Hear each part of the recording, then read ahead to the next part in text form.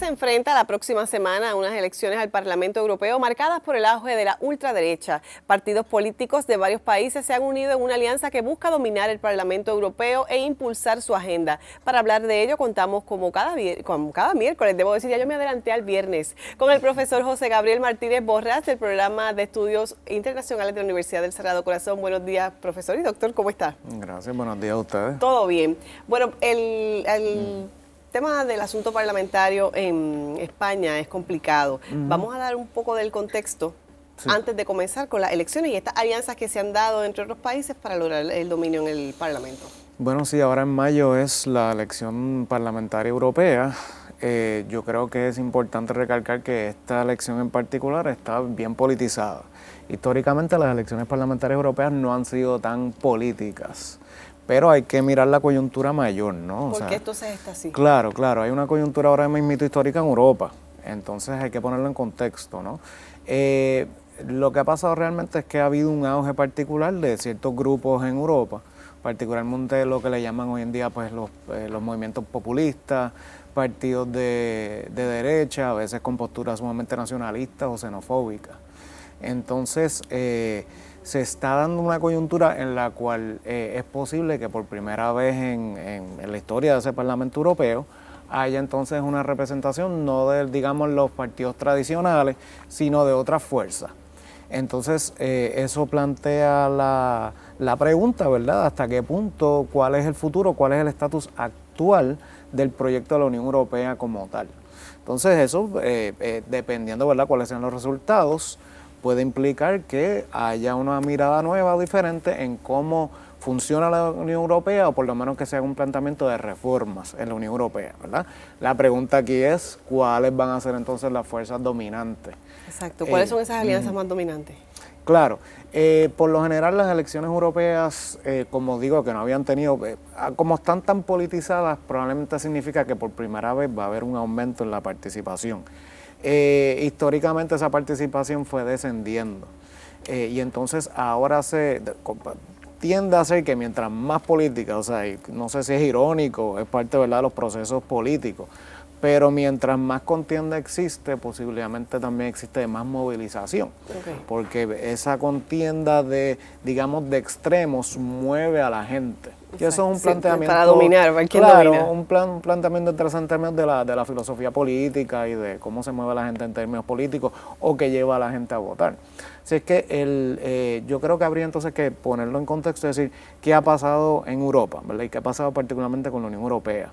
Yo creo que habría que remontarse un poquito quizás a los orígenes del proyecto. El proyecto comienza como lo que fue la Comunidad Europea, que era básicamente una serie de estados de Europa occidental que se trataron de organizar en términos de fortalecer la cooperación a raíz del final de la Segunda Guerra Mundial. Terminó la Segunda Guerra Mundial, tú tienes un contexto geopolítico de Guerra Fría, entonces estos países de alguna manera estaban entre medio. Tú tenías en el este la Unión Soviética, los países comunistas, y tenías entonces Estados Unidos en el otro.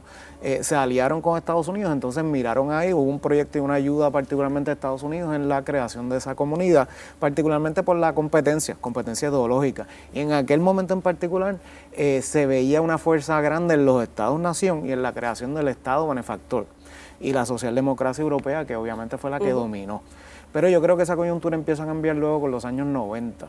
En los años 80, 90 comienza a tener auge la ideología neoliberal, que entonces enfatizaba más los mercados, ¿verdad? Las empresas privadas, etcétera.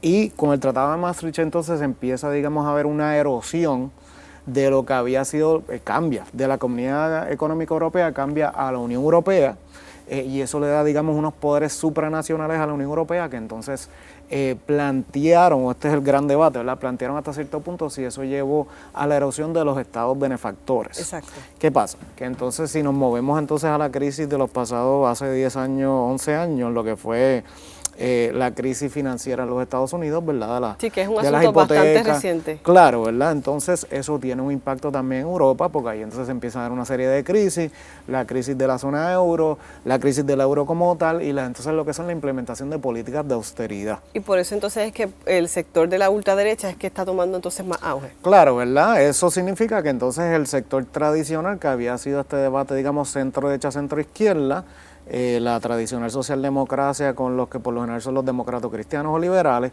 eran los que controlaban ese proyecto.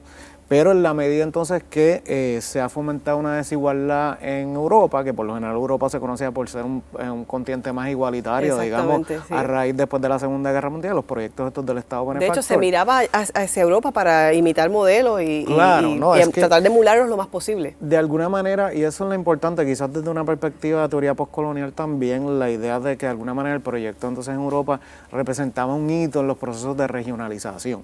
Y a nivel de las relaciones internacionales y los efectos de regionalización, pues entonces eso se veía como un modelo a imitar.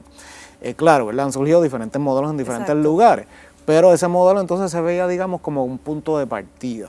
Entonces de ahí es interesante cómo se ha copiado en ciertas cosas. En términos generales, yo creo que ese proceso entonces de crisis financiera, crisis inmobiliaria, crisis de la zona euro, la idea de cómo entonces se va a manejar la identidad y los poderes supranacionales, que lo que significa son los poderes que tiene la Unión como tal, en Bruselas y sus ciudades donde se manejan los temas de la Unión Europea, a diferencia de los Estados-nación. Entonces aquí habrá que ver cuál va a ser la culminación final del Parlamento que pudiese implicar entonces una reforma particular. Y eso va a ser la próxima semana, que es cuando se van a estar llevando a cabo estas elecciones parlamentarias allá en Europa. Gracias, muchas gracias por estar con nosotros, doctora, acá en Noticias 360. Excelente día.